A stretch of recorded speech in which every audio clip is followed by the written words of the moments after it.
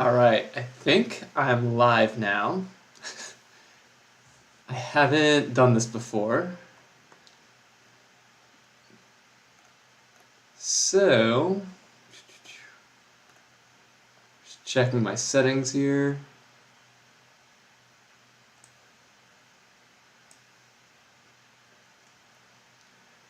All right, if anyone can hear me, or if you can't hear me, say something in the chat window on the right side of the screen. And I think I'm just gonna get started. I think we're good.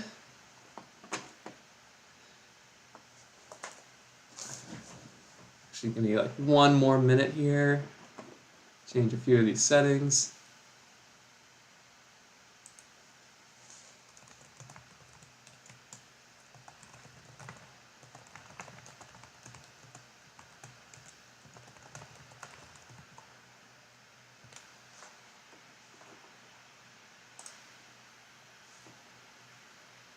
All right, it's on public.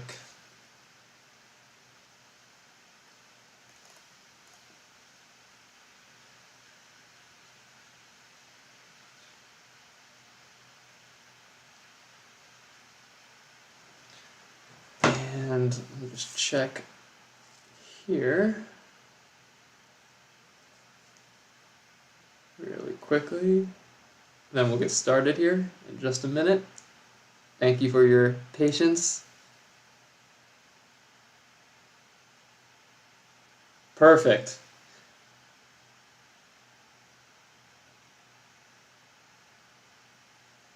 Thank you, Larry, for letting me know. And we're gonna get started. So, thanks for joining me today. This live stream is about SK8CAD, which is, I'm sure you know it if you're here, skateboard design build software, and that allows you to design custom skateboard shapes and custom skateboard molds right in your browser. It's free, and if you want to join along in this live stream at all, the website is just SK8CAD.com. So I've got it highlighted here. And just a quick overview of what I want to do. This is going to be super casual, and I don't plan on going over an hour with this. I just want to give an overview of how to use the tool, go over some board design parameters, you know, what each board design parameter does and how they affect performance, talk about mold design considerations. So the first part is going to be more geared towards skaters and understanding like how to spec a board that you want that's going to perform how you want, and the mold design part, that's going to be more geared towards builders and makers. And lastly, just kind of go over some general tips and have some time for Q&A in case you have any questions. So, first thing is just the layout. SK8CAD.com is now on, or SK8CAD is now on SK8CAD.com. The way you control this, well, first I recommend you be on a desktop or a laptop or a tablet. Trying to do this on a phone is just really clunky. I haven't really designed the software yet to have a nice user interface on a small device. So I recommend that you're on a device with a fairly decent sized screen, a left mouse click, and when you hold down your mouse, when you click with you do a left mouse click and you hold it down and drag, that will rotate the board around, which is what I'm doing right now. If you push down on the if you push down on the scroll wheel and hold shift, you can pan or move around the board. And the scroll wheel, of course, zooms in and out. And if you're on a touch screen, you can pinch to zoom in and out, move your finger to move the board around, and then if you, I think on at least iPhones, if you hold down for a second and then drag, that will kind of pan the board around. At the top of the screen here, we have just some good reference things, mainly the user guide. I'm not going to go through this in total detail because I'm just going to basically do this live. This has all the stuff that I'm going to talk about today. So I'm hopefully going to get into a little bit more detail and word things a little bit differently today that are maybe more helpful than this user guide. But this is here for reference, and hopefully after this live stream, this will make a little bit more sense to you all. And I might reference this throughout. And I'm going to ignore some of these other menu items, and I'll get into those later. So let's just start. The way this works is you change parameters in this parameter window, which is this little box off to the left side here. And as you change them, they will update the board shape. And depending on your computer, it may vary in time. One easy thing to do if you want to go faster is to click on Show Board Outline Only. So we'll start right here with the profile. By showing the board outline only, you reduce the amount of features that your computer has to render, which means it can render a lot faster. So this is where we're going to start out, and I'm just going to kind of work down through these parameters in the way that makes the most sense kind of on the fly here. So, and thank you everyone for letting me know. It's good to see you all here. Awesome, Robert, that you use SK8CAD for 3D printed molds. That's rad. All right, so width, if you're here, I think you know what skateboard width is. It's just the widest point of the board measured from the edge of your rail to the other rail, straight across, not if you're laying down a ruler. A lot of these measurements are projected measurements, meaning that I'm not laying a tape measure across the curves of the boards. I'm looking at the measurements strictly in like a top view or a plan view.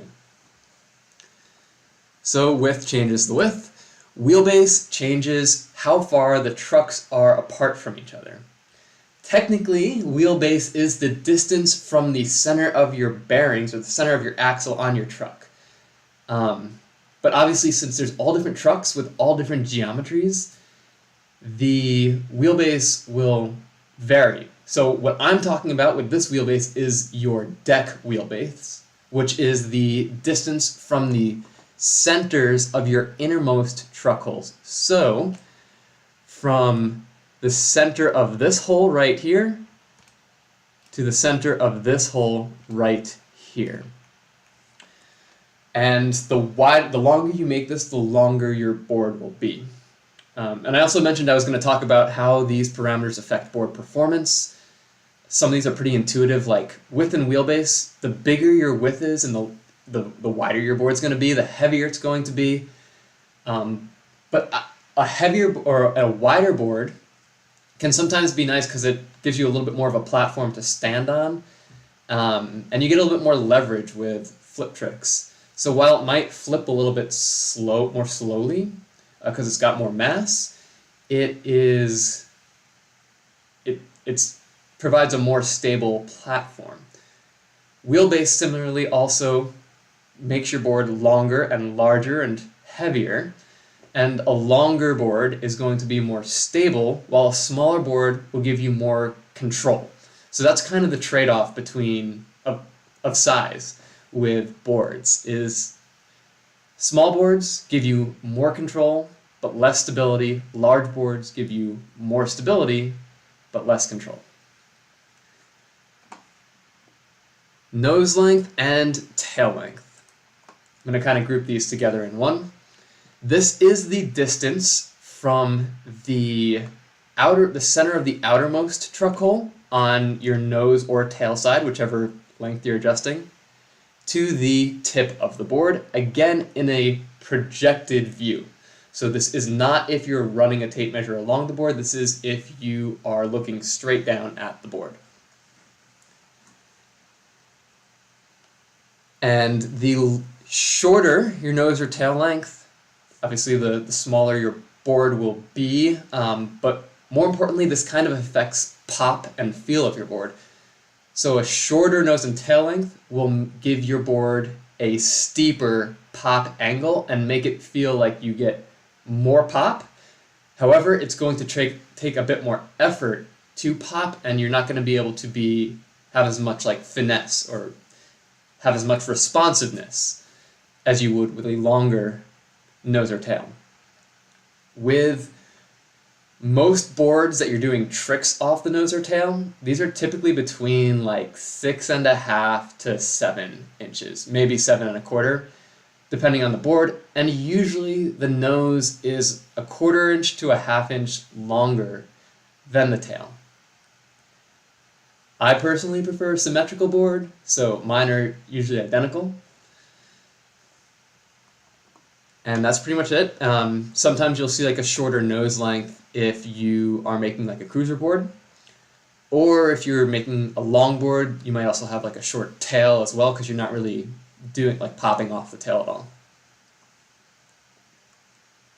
Oh, another thing about wheelbase. The further apart your wheelbase is, the more flex your board is going to have, so keep that in mind. If you normally make 7-ply boards and then you want to make like a board with a 28-inch wheelbase, a super long board, a 7-ply board with a 14-inch wheelbase is going to be a lot stiffer than a 7-ply board with a 28-inch wheelbase. You're likely going to see a little bit of flex in that board. I'm going to skip some of these next dimensions because they deal with the mold and move into the taper point. So I'm going to jump around a little bit here. The taper points at the nose and tail are the points where the rails of the board, and the rails are the edges of the board. It's where the rails of the board stop being parallel with each other. So you have a rail here and a rail here, and you can see they're parallel up to about right here. This taper point is the distance from the tip of your nose or tail to where the board becomes parallel at the rail. So I'm going to just modify this real quick. If I make it 3, you'll see we'll have a really stubby nose now because the taper point ends right here. You could also make it much larger, and this is how you could kind of make more egg-shaped boards and get into some more creative shapes. For most popsicle boards, usually the taper point is at least as long as your nose or tail length, respectively, and up to like maybe 1 to 2 inches longer than that. If you do any freestyle skateboarding and plan it on standing on your board in a rail stand at all, I find I prefer doing like rail flips out of boards that have a taper point that lines up and correlates with the nose and tail length. So if I have a nose length that's 6.75 inches, I'm going to have my taper point at 6.75 inches. Otherwise, I feel like it's weird geometry doing rail stands and rail flips. That's just my personal preference though. Next we have nose shape and tail shape. These are just sort of arbitrary numbers that determine how round or square, or how square or pointy your nose or tail is. So if you go all the way to 100, you're going to have a pretty chunky square feature. And if I bring the nose shape all the way down to 50, I'm going to have a pretty pointed feature. And somewhere floating around in the middle is more of your traditional popsicle-ish shape. Now, for some of you that's not enough customization, or you might want more features. So what you can do is click this Make Wheel Cutouts. And this is, I should probably rename this because it's maybe not the best name because it might be a little misleading. This is just a way to create more advanced geometry than what the simple nose and tail shape parameters allow. And basically, we have 3 parameters to control each end instead of just 1. You have a nose cutout depth, a nose cutout width, and a nose width. again, these are all sort of arbitrary. And if you want, in the user guide, I think I've got an image of what these control. So here we go. So cutout depth is, let me backtrack. The reason I call this wheel cutouts is because this, it allows you to control like a point right here on the board. And you can bring that in or push it out. So you can kind of make like fishtail-y type shapes and also like pinch it in to make more like longboard dancer shapes or a shape like what I've got shown here. So the point right there is controlled by the cutout depth and the cutout width. The shorter your cutout depth, the closer that sinking in feature is going to be towards the middle of the board. And the smaller your cutout width, the more the board's going to pinch in. And then there's the nose and tail width, which is how much the board then flares out at the end. And again, it's not an actual measured width. And this is kind of weird because it could make some weird geometry because I don't have any checks in right now to make sure that the nose tail width is less than your board width. So I think you could technically like do something weird where your nose or tail width makes a board that's like more flared out at the ends, but your skateboard width is narrower. And it'll tell you what the narrow width is, but it won't tell you what this is. So that's something that's just a weird bug that hopefully not too many people encounter because you're not making boards like that. But let me adjust the tail. So I'm going to move to the tail of the board here now. And tail cutout width, if I bring this all the way down, it's going to pinch it in pretty severely. Tail width, I'm going to bring it out. It's going to flare out that tail. And tail cutout depth, if I bring this down, it should pinch it in weirdly. And you can see the tail cutout width is actually past the tail taper point. So to fix that, I can make my tail taper point longer. And you can do weird stuff like that. You can also do things like make shovel noses or shovel tail. So let me see if I can quickly do something like that where we've got more of a shovel feature. And do I have? I do. So rather than me fussing around with it right now in the interest of time, you can go to the cookbook, which I apparently have not linked to here. So this is good to know. I am going to pull up the cookbook here.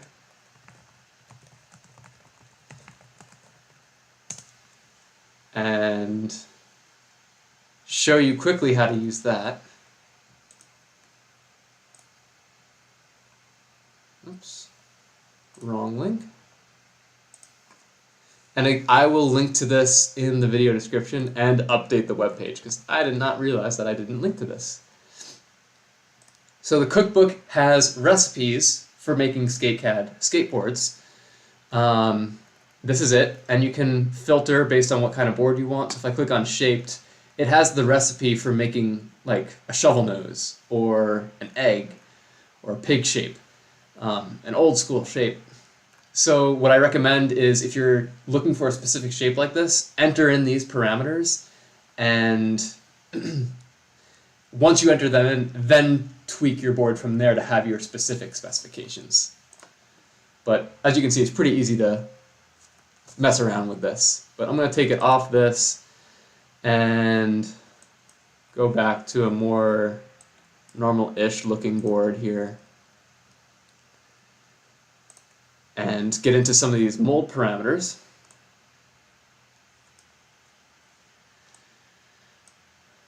All right, we've got concave drop, and now I'm going to take it off show board outline. And here's a fun little thing that I usually don't do, but since I'm doing a live stream and I want this to be fast, I'm going to change the model resolution parameter. This affects how quickly the board renders. The higher this number, the faster it will render, but the chunkier it will be. And that basically affects the transition section of the board. So if you're just designing and messing around, you could have this pretty high, But if you're going to download a model, you're definitely going to want this low because you don't want the chunkiness in your actual product. And because I'm live streaming, I think that's making this go a little bit slower than normal. But here you can see the chunkiness. If you see these steps right here in the board, that right there, each one of those steps is a ½ inch thick. So as you decrease that number, you're decreasing the step size of the transition sections. Concave drop is the drop in inches from the top of the rail of your board before it's rounded over. So keep that in mind that as soon as you router your edges of your board, it's going to be a little bit less. So this is the before being rounded over drop from the rail of your board at the max width to the center of your board. So it's the vertical drop there. The more concave you have, the stiffer your board will be, the more clearance you'll have from your wheels, the more leverage you'll have, and you'll be able to flip your board a little bit easier. The flatter your board is, the more comfortable it might be for doing things like footwork, and the easier it will be to do flips, tricks that don't involve like flips, more spin tricks, so like shove-its are a lot easier with flatter boards. And the more flexible it will be, so if you're doing like making like a dancer board that you want a little bit of springiness, a flatter board might be nicer there.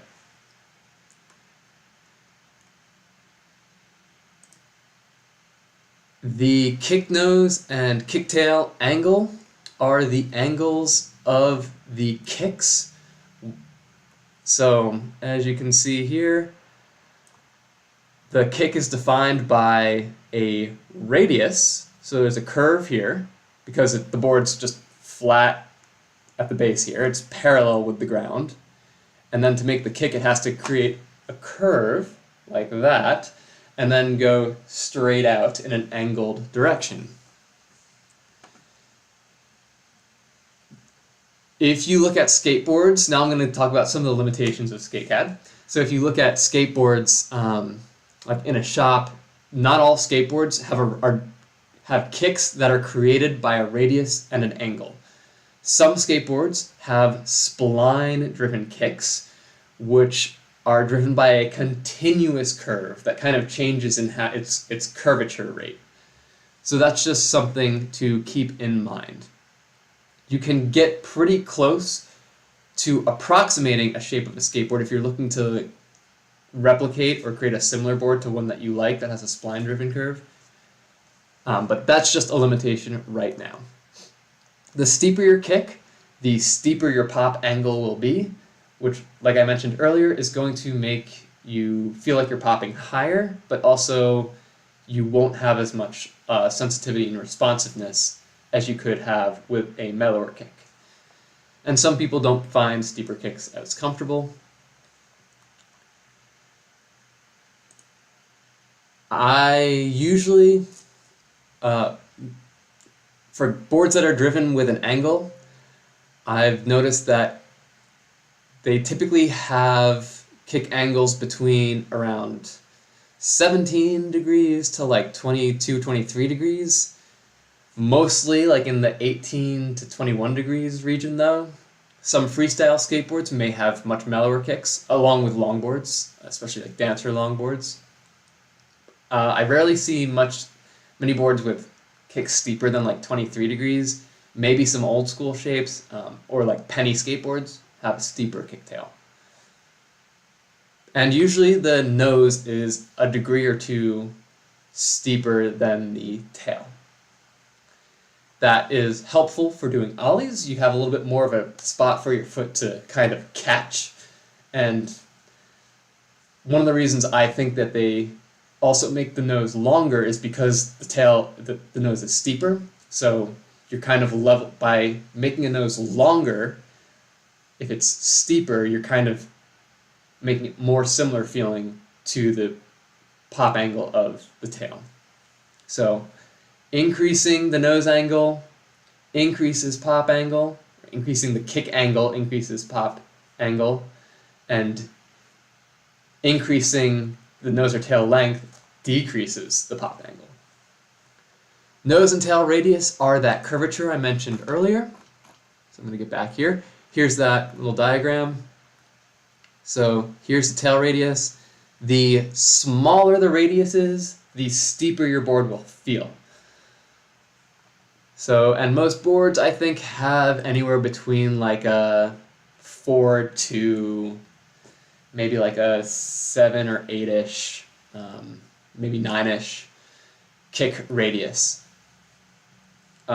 Keep in mind with like a bigger radius, actually I'm not going to go there yet, I'm going to mention that in a second. Let's see. So small radius means steeper feeling board, big radius means mellower board. Transition length is the distance from the beginning of the kick, so the beginning of that kick radius, to where the board reaches full concave. I have it set to 4 inches by default. This is probably one of the most important things to consider when designing molds. You can't just make this whatever you want. Like a 2-inch transition length probably won't work because it's just asking too much of the wood. The transition length is the one spot in the board in SK8CAD where the wood has to actually bend in 2 directions at once, which means it has to stretch and compress a lot more than anywhere else on the board. So you actually physically can't bend the wood in certain directions. It will just break, or your hydraulic presses just won't be able to press it. Usually on most boards that I've seen, this is between like 3 and 4 inches.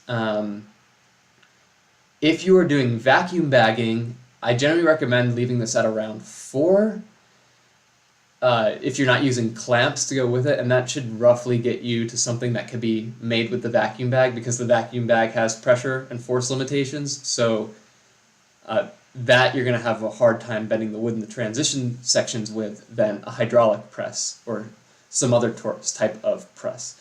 A bladder press might be able to do that as well. I don't have any experience with those yet.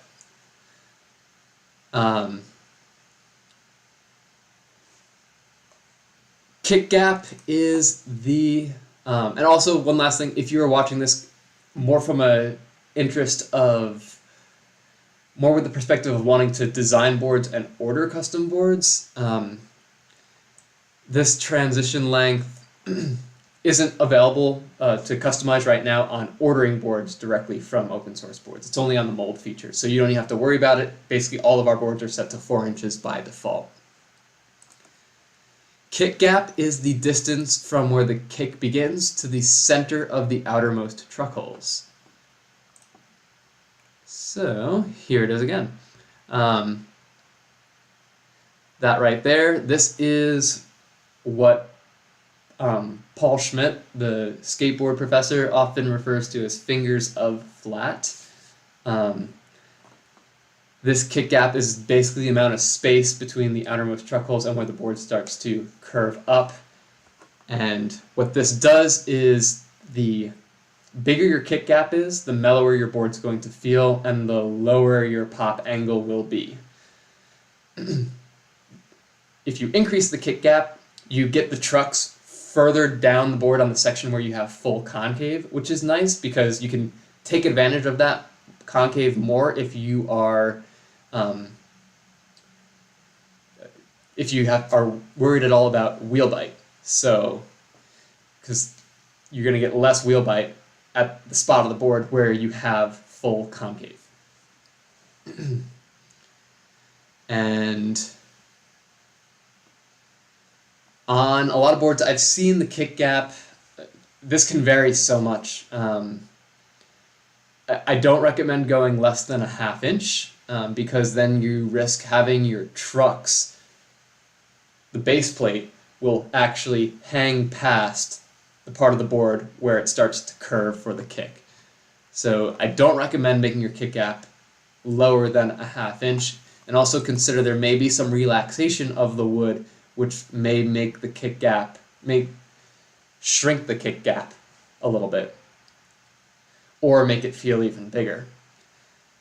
If you are using a large nose or tail radius, keep in mind that that will also kind of make the kick gap feel effectively smaller because the board is going to taper away or curve away more slowly.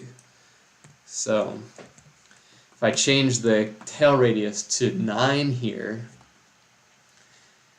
you will see, once it loads, that it will curve away.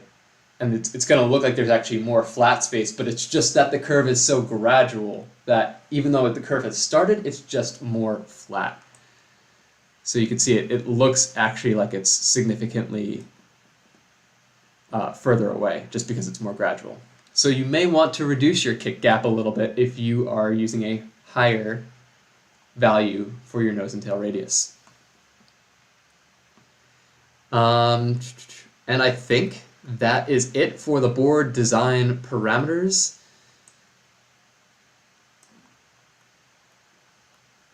I have a video on how to measure your board. If you have a current board and you want to basically better understand it, you can check out that video to see how to measure all these parameters off your board. Now mold design considerations, and we're at 12:30, so I'm just trying to be mindful of time. I'm going to maybe go on for another like 10 to 15 minutes, and then we'll have some Q&A. And there's a little bit of delay with the chat, so just be a little patient if I don't respond to anything right away.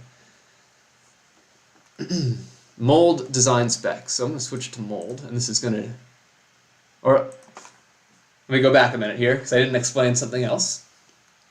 I have right here the display parameter. This tells the program what to show.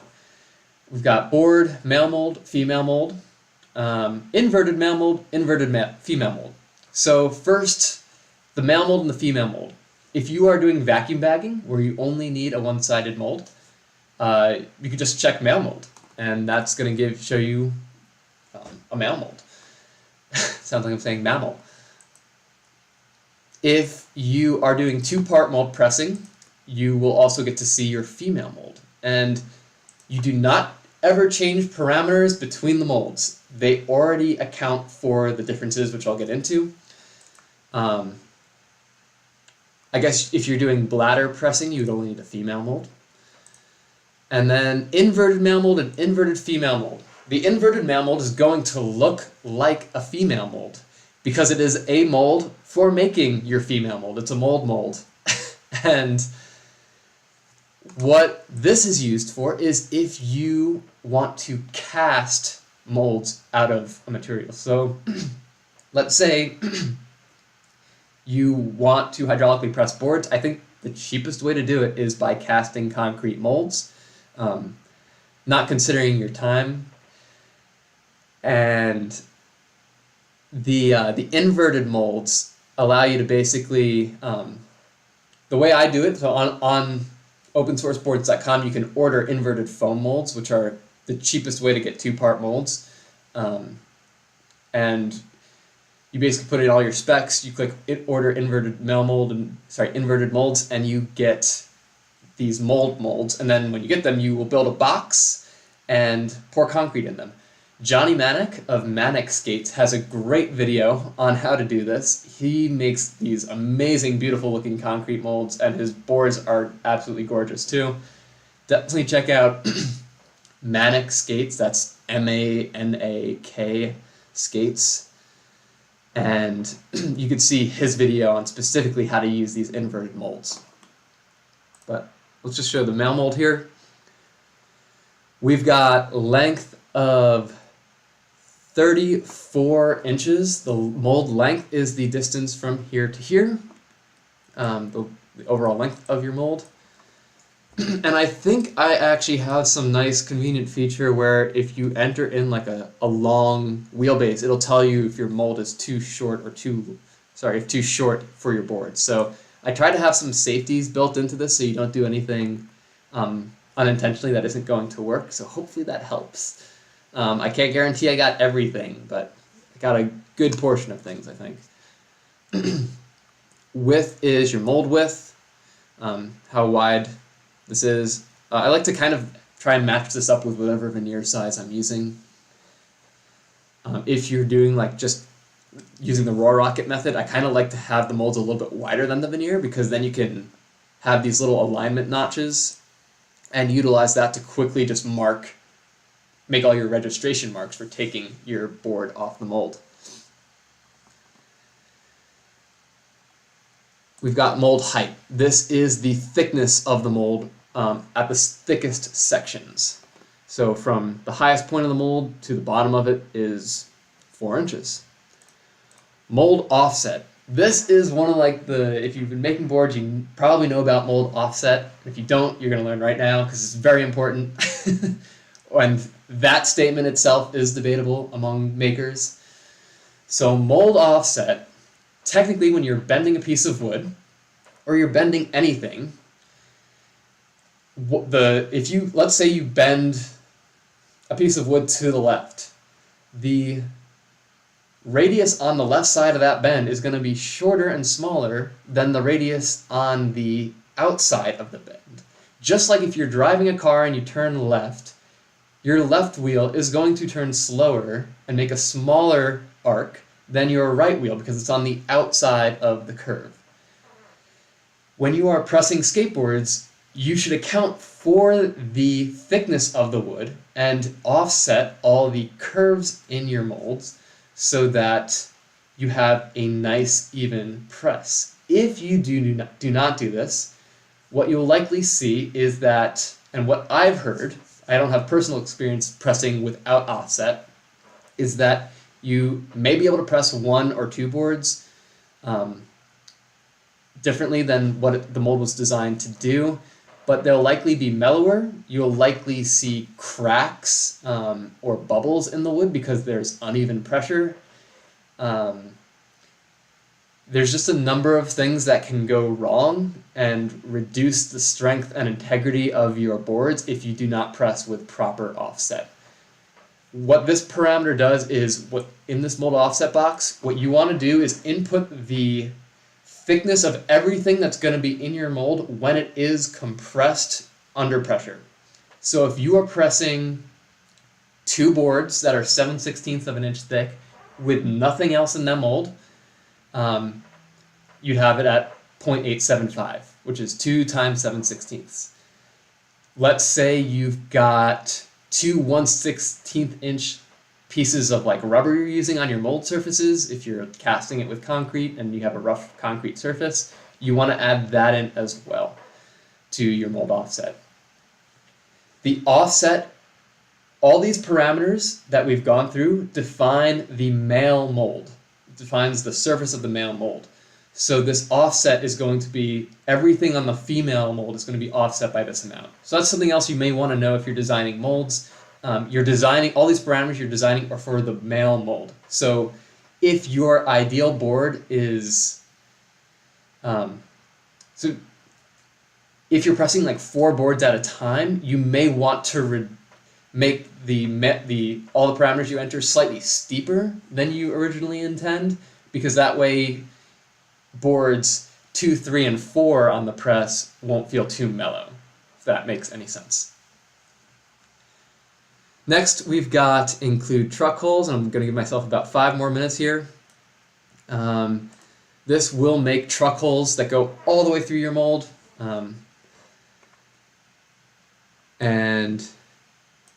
It did not work. That's interesting. I have to fix that. So that should have made holes. So I'm going to investigate that and see why that didn't work. Let me see if it shows up with the female mold. No, it didn't show up there either. So I'm going to look into that and figure out why that is not working, because that should make holes that go all the way through your board. Maybe it was something weird with my resolution. I don't know. Alignment notches control those little notches on the sides of your mold. So if you take those off, you can see it's just a square mold now, so if you don't like those notches. And then section to download, this is if you're 3D printing a mold. You can download, I have these broken into parts that will fit on an 8" by 8" print bed. So like if I click center, it's going to print out or pull up the center piece of my female mold. And it's only showing one side, so you're going to need to print each of these pieces twice to get the mirror image of them all. And yeah, I have to figure out this weird truck hole thing because, that's interesting. I think you can still, yeah, I'll get on that. Good to know. Anyways, I think we've gone through all the parameters here that are kind of need to know. To get any of these models, you can download an STL file. And see, there's another issue here too. But yeah, you generate an STL file and you can import them into your 3D printer slicer or your CAM software. If you are doing board design stuff, oh, okay, interesting. So if I have show board outline only selected, then it will make the truck holes. So if you are looking to use this immediately, well, that didn't work either. Anyways, I'm going to get back here. None. And now mold. Show board outline. Okay. Let's get back here. Good to know that it has some issues. If you want to download this outline, like if you're going to be generating toolpaths, you can download the SVG template and you can open it. Don't open it with your browser. It won't show up properly. You do need like an actual vector editing program. I'll quickly pull that up right now. Got about 3 minutes before I want to start the Q&A. And there is the board. I'm going to make it a little bit thicker here so you can see it. So this is super handy. You can print out full-size templates on paper, do all sorts of things with this vector. Usually when I'm generating toolpaths, since I'm doing some CNC stuff, I will take the vector and project it onto the imported 3D model of my male mold. And that will give me a 3D profile toolpath, which is awesome. So that's how I can use SK8CAD for my digital manufacturing workflow. All right. And lastly, I just want to mention development goals and where SK8CAD is headed. So under support here, you can choose to support SK8CAD through Patreon. There's all different tiers. Honestly, the tiers don't even matter apparently. Like you could just contribute whatever you want, and I think the lowest tier is like $1 a month. So if you use SK8CAD and you want to see this grow and be maintained, supporting it will be very, very helpful, because if we don't get funds to support this, I can't really do more with it, because the development does take kind of a while to do. And I want to talk about some of the goals right now too that we want to do with SK8CAD. So here on Patreon, I listed out, I'm kind of keeping this is kind of going to be like a live list, a living list of things.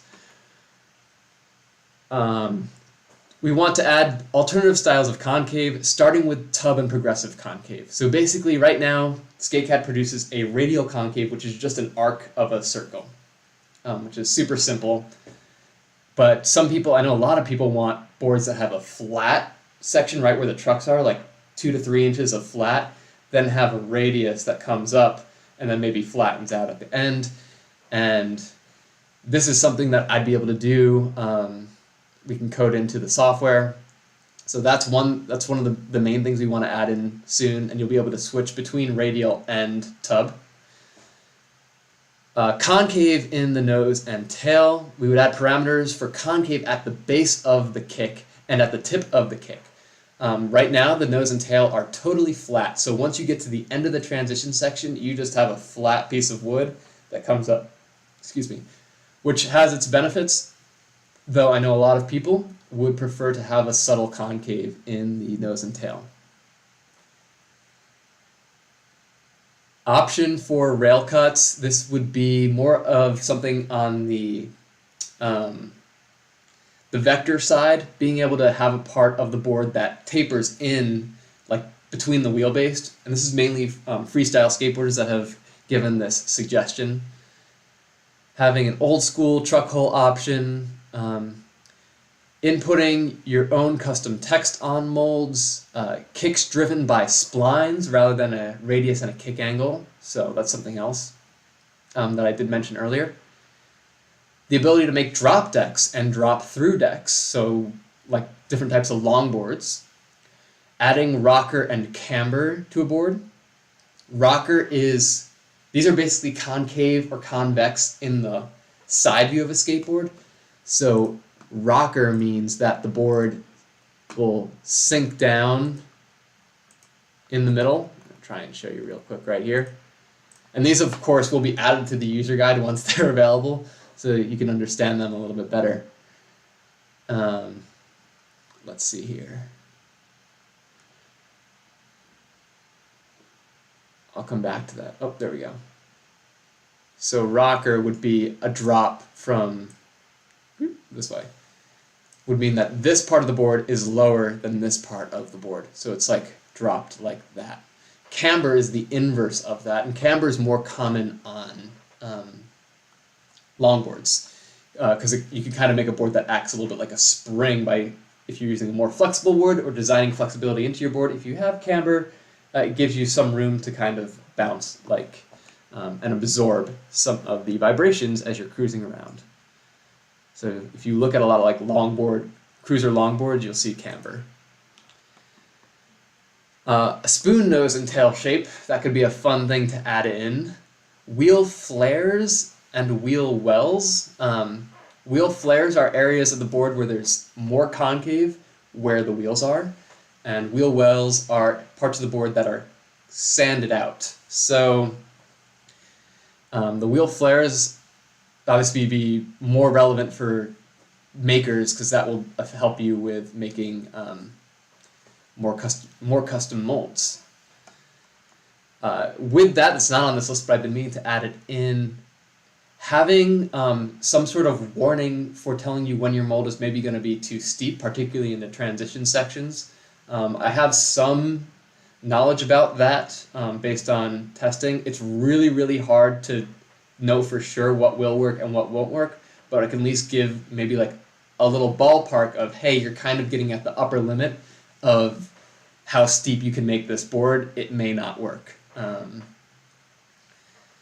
But that's honestly kind of just a caveat for all of this. Like, you know, this is, you're the designer, so whatever you're doing, this is completely your design and it may not work. Flush mount cutouts if you want flush mount trucks. Variable truck hole sizing. Improved mesh quality of the exported STL. If you've exported any of these models, you'll notice that you can't really do much with them once you've exported them in any other 3D modeling software. They're kind of a pain to work with. They work fine with CAM. I've not had many issues with CAM. Sometimes there's a little glitch or a bug or an artifact, but you can usually get rid of those by tweaking a parameter a negligible amount, and I'm talking like tweaking something 0.005 inches, like 5/1000th of an inch, or a degree, or tweaking the resolution, like 0.001 or 0.01. Rounded edges on the board model to show the radius, like a fillet around where you're routering your edges. That's kind of low priority, and that actually is one of the hardest things on this list for me to do, I think. Showing both mold halves at once and having alignment notches, or just having greater customization with alignment notches. So let's get back here. That's it. If you'd like to support SK8CAD, Patreon's a great way to do that. There's also an option to do a one-time donation through PayPal, and there's different benefits if you do support through Patreon. Like you'll have more say on the direction we'll take things. So I'm going to definitely poll my Patreon supporters, my Patreon patrons, for what they would most like to see with these upgrades and kind of prioritize doing those first. So if you see anything on that list that will really help your workflow or things you really want added in, Patreon's a great way to kind of put a little bit more weight behind that.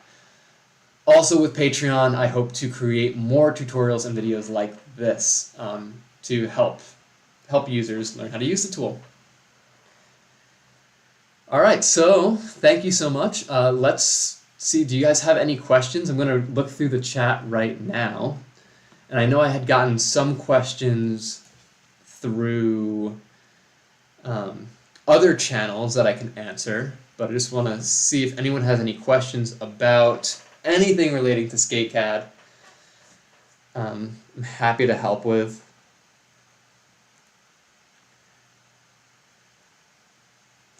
Let's see.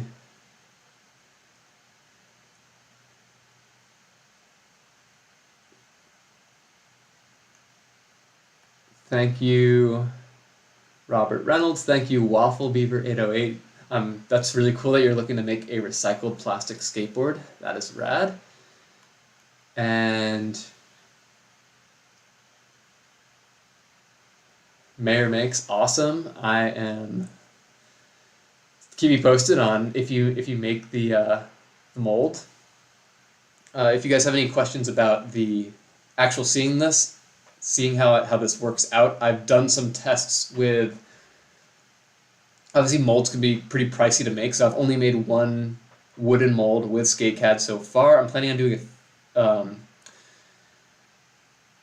I've only made one wooden mold with SK8CAD so far, and I made it for having 3 decks worth of offset, and it had fairly steep features, and I did a YouTube video about it, and it's only like 2 videos ago. So check that out. And I also released a video today about making a local lumber skateboard from local San Diego red gum eucalyptus from fallen urban timber that would have otherwise ended up in a landfill, that I did with Lumber Cycle, which is an organization here. And I use the SK8CAD molds to make those boards. So, and I've been skating that board for about 2 months, and it's skating great. So I feel pretty confident with the offset and the ability to make good quality molds with this tool.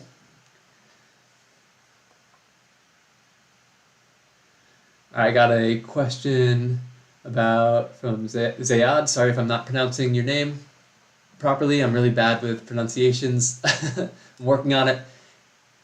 I know this isn't related to SK8CAD, but I'm a new builder, and if you have any advice, I mainly want to build street style decks. Any advice for getting into building? First thing is, don't price your boards too low. That's one of the biggest issues I see with people getting into board building, unless of course you just want to do this as a hobby for fun and you don't want to make a living at this. So if you are just a hobbyist, you can do whatever you want if you want to give boards away. But if you are really trying to seriously make a living making boards, your boards are gonna have to be more expensive than shop boards. Because keep in mind that most boards made in factories, at least a lot of them, are made overseas, and they're doing such tremendous volumes. I saw, I think, a Jenkem magazine article from last year about how BBS Manufacturing, which is probably the largest skateboard manufacturer, and they're based in Mexico, I believe, they make about 10,000 boards a day. I don't know how valid that number is. That's what they said in the article, I think. That's a lot of skateboards, and you will not, it's really hard to get their price point, and also the minimum wage of labor in Mexico is also a lot cheaper. I don't know what they pay their workers. Maybe they do pay them a more US based amount, but a lot of stuff is made overseas for that reason. So I would say focus on making really unique, high quality products and price them appropriately. Really take good stock of your time and don't underprice yourself. But of course, there's going to be a learning curve when you're getting into building, so you may not be able to charge super high prices right away. And just for example, I just had to raise my prices recently, which is super uncomfortable. I've been skating for like over 20 years. I used to paying a certain price for skateboards, and looking at the economics of everything, I had to do it if I wanted to stay in business doing what I was doing. So it's tough, but I think that people are starting to value handmade goods, and when you make your boards, you're probably going to find that they last a lot longer than a shop deck. So that's one key thing. Like, almost all the feedback I've gotten from people that have ridden boards I've made have been that they last around twice as long, if not longer, than they normally last them.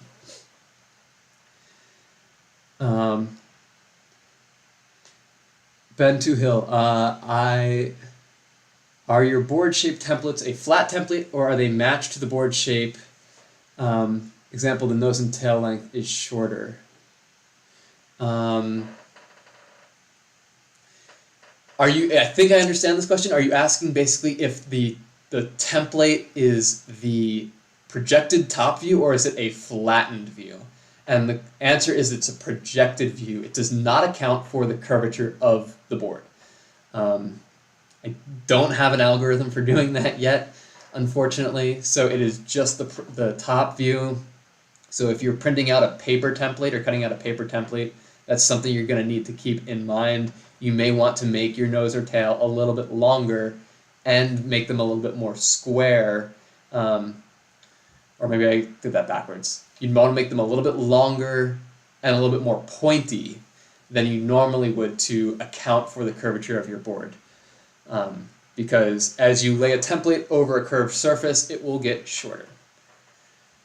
One other thing I should mention is that the length of the mold, or the position of the kicks on the mold, is affected by the nose and tail length. So if I change the nose length to like 3 inches here, you'll see that it shifts the whole mold kind of to one side, and it's basically proportional to the size you're making your board. So if you make a board with a short nose and a really long tail, you're not going to be like all the way at the end of your mold with your long tail and have a lot of excess with your short nose. So I have that built in at least to account for that.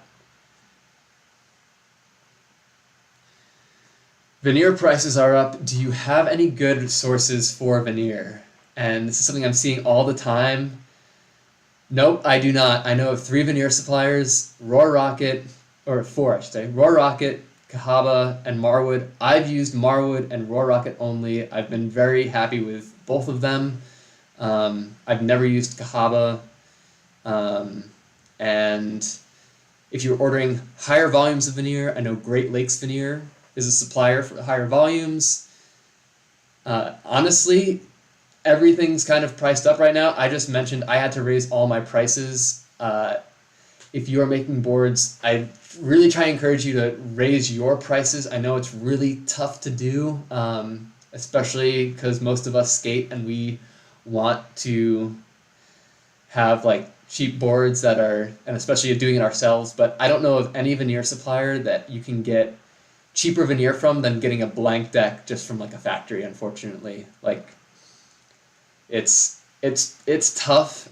You can try and make your own veneer if time isn't a concern to you. If you really just want to go purely after cost and be like, be not dependent upon anyone and be super independent and resilient. The video I just posted this morning shows how I made I turned a red gum eucalyptus log, or I didn't do all of it, but with Lumbercycle we turned a red gum eucalyptus log into a skateboard, and the way we did it was using a mill, and not everyone has the mill like this. But another way you can do it is if you buy a bigger piece of lumber and that's already been dried, and then resaw it on a resaw bandsaw and cut sheets that are maybe like 1/8 of an inch thin, and then get a drum sander and put them through the drum sander until you're about at a 1/16 of an inch. So that's probably the cheapest way to get veneer.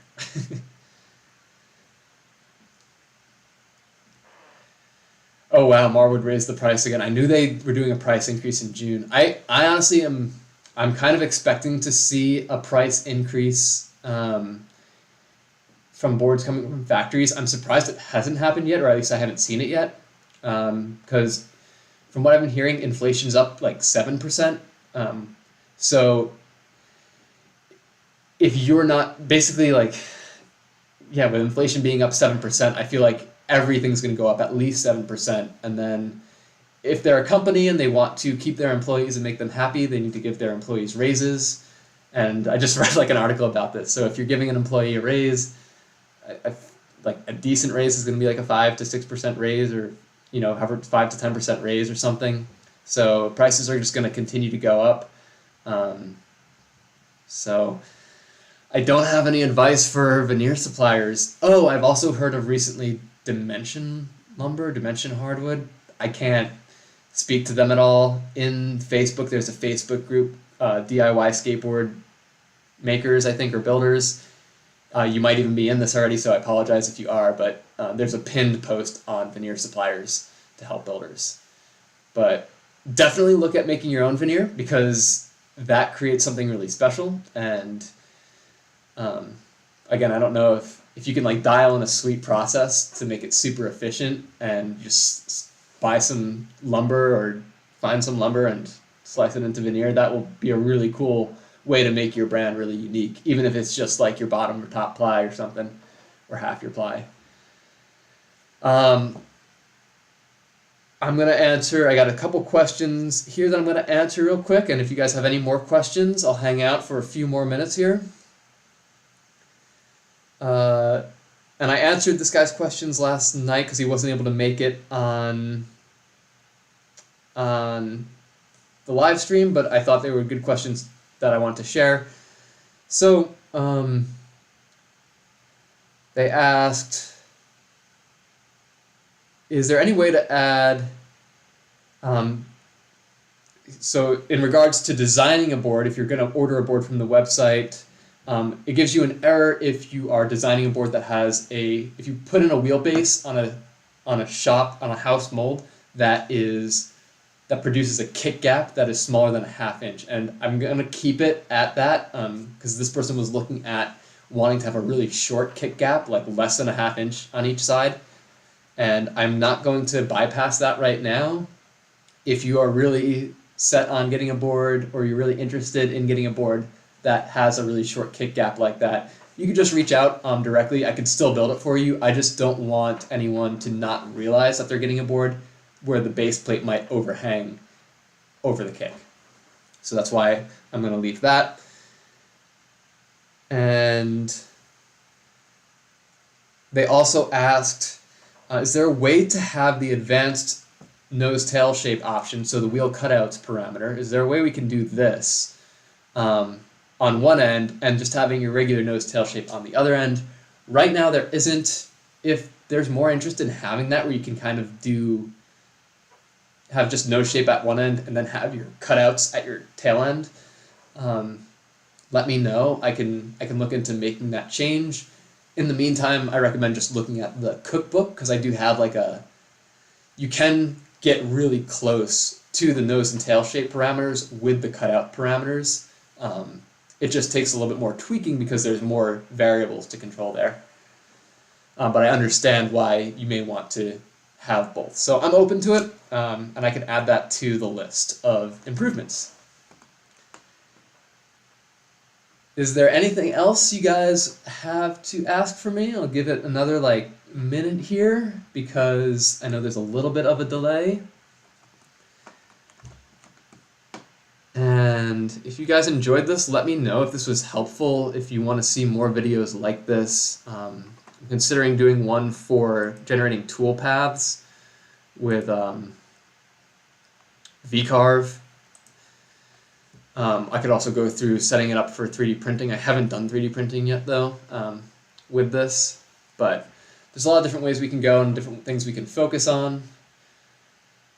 So,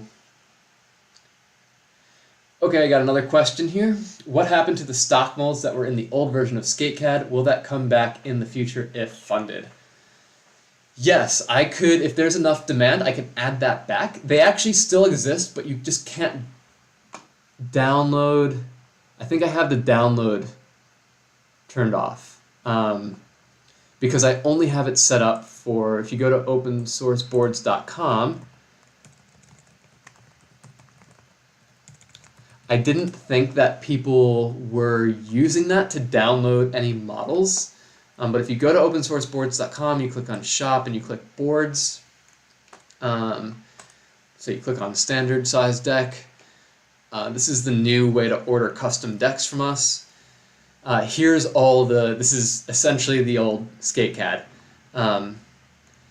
But I just don't have it where you can download the SVG anymore.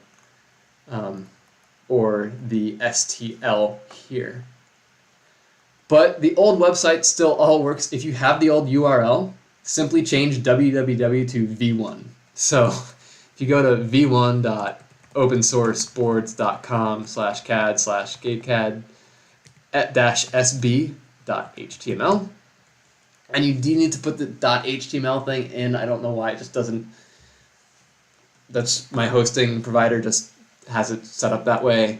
If you go there, you will see it is the exact same thing that used to be there. You could still do stuff. Oh, I never had generate STL on that. I guess if you do want the STL, there is the SVG though. So I can add stock mold options if you'd like that. Totally open to feedback and suggestions. So just let me know. This is obviously, I'm building, the point of this Patreon page and funding this is really to make it more helpful for users and to see if it's something that does work for everyone. So that's kind of the goal, is to make it more useful for everyone. I actually do use this in my workflow when I make foam molds. If I get a custom mold order and when I'm making custom skateboards, I just I have it all plugged in so I could just get the order from the website, and I use all the SK8CAD generated information from my site. So it's definitely a practical tool. I just know it can be a lot more than it currently is.